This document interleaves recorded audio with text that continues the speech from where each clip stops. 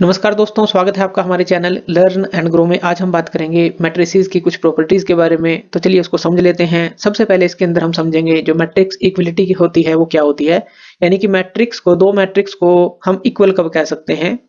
तो इसके लिए हमें दो कंडीशन चाहिए। पहली कंडीशन है if matrices has same dimensions, और दूसरी कंडीशन चाहिए if matrices has same corresponding elements. तो चलिए यहाँ पर एग्जांपल लेते हैं। मान लेते हैं एक मैट्रिक्स है हमारे पास A और एक मैट्रिक्स है हमारे पास B। तो दो मैट्रिक्स हमने ले ली। अब यहाँ पर देखिए, अगर हम सेम डायमेंशन की बात करें तो इसके पास रो कितनी है, एक रो और दो, और कॉलम कितने हैं, एक और दो, यानी कि इसके पास दो रो हैं दो कॉलम हैं। इसी तरह से बी मैट्रिक्स के पास भी दो रो हैं दो कॉलम हैं।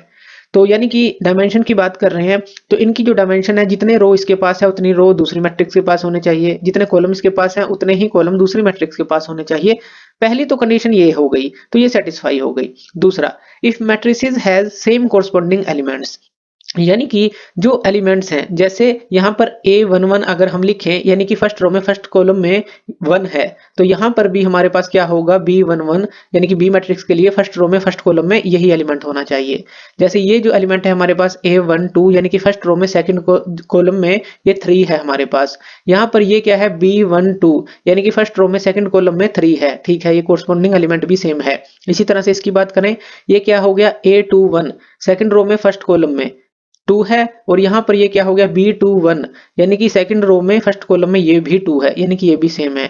इसी तरह से जो 5 है और 5 है, यानी कि कोरस्पोंडिंग एलिमेंट जो है उनकी जो पोजीशन है वो भी सेम होने चाहिए, तभी हम मैट्रिक्स को इक्वल कहेंगे। जैसे यहाँ पर हमने A और B मैट्रिक्स ली हैं, तो यहाँ पर हम लिख सकते हैं A इक्वल टू B। तो दोनों ही जो मैट्रिक्स हैं ये इक्वल हैं। ये बात समझ आ गई होगी आपके कि मैट्रिक्स को इक्वल हम कब कहेंगे। दूसरा बात कर लेते हैं मैट्रिक्स एडिशन की, कि मैट्रिक्स को हम ऐड कैसे कर सकते हैं। तो सिंपली हमें क्या करना है, कोरस्पोंडिंग एलिमेंट्स को ऐड कर देना है। जैसे हमने ये एलिमेंट्स देखे, A11 B11, A12 B12, A21 B21 और A22 और B22, कोरस्पोंडिंग एलिमेंट को ही ऐड करना है। तो चलिए यहाँ पर दो मैट्रिक्स लेते हैं, एक हमने ये ले ली और दूसरी मैट्रिक्स ये ले ली। तो अब यहाँ पर देखिए, अगर हमें एडिशन चाहिए, यानी कि हमें चाहिए A प्लस B चाहिए, तो हम कैसे उसको करेंगे। तो हम क्या करेंगे, ये एलिमेंट जो है और ये, यानी कि कोरस्पोंडिंग एलिमेंट उसी पोजीशन पे होना चाहिए, जैसे ये A11 पे है ये B11 पे है, इन दोनों को ऐड करेंगे। तो यहाँ पर ऐसे लिख लेते हैं A11 प्लस B11, ऐसे लिख लेते हैं। और जैसे ये क्या हो गया, A12, यानी कि फर्स्ट रो में सेकंड कॉलम, और ये B12, तो A12 प्लस B12, इस तरह से हमें कोरस्पोंडिंग एलिमेंट को ही ऐड करना है।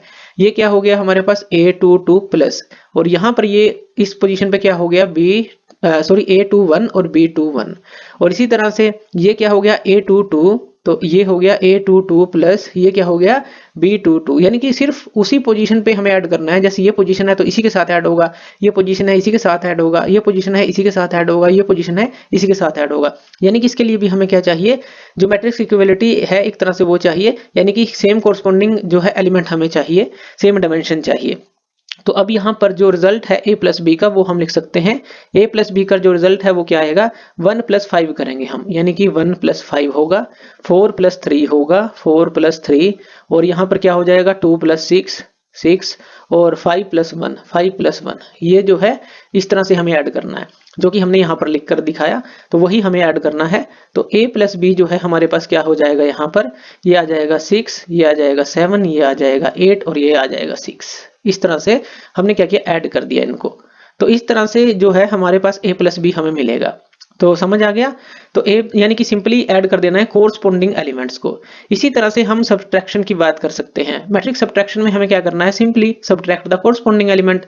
दो हमें मैट्रिक्स दी गई हैं, अब हमें A माइनस बी करना है।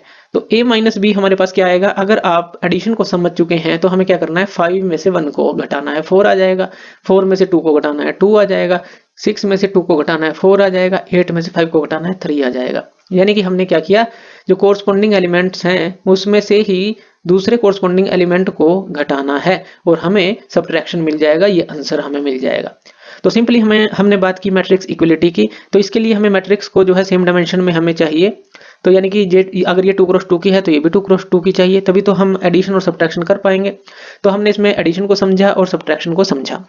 तो थैंक यू वीडियो देखने के लिए, और इसी तरह की वीडियोस के लिए आप हमारे चैनल लर्न एंड ग्रो पे हमें सब्सक्राइब कर सकते हैं। धन्यवाद।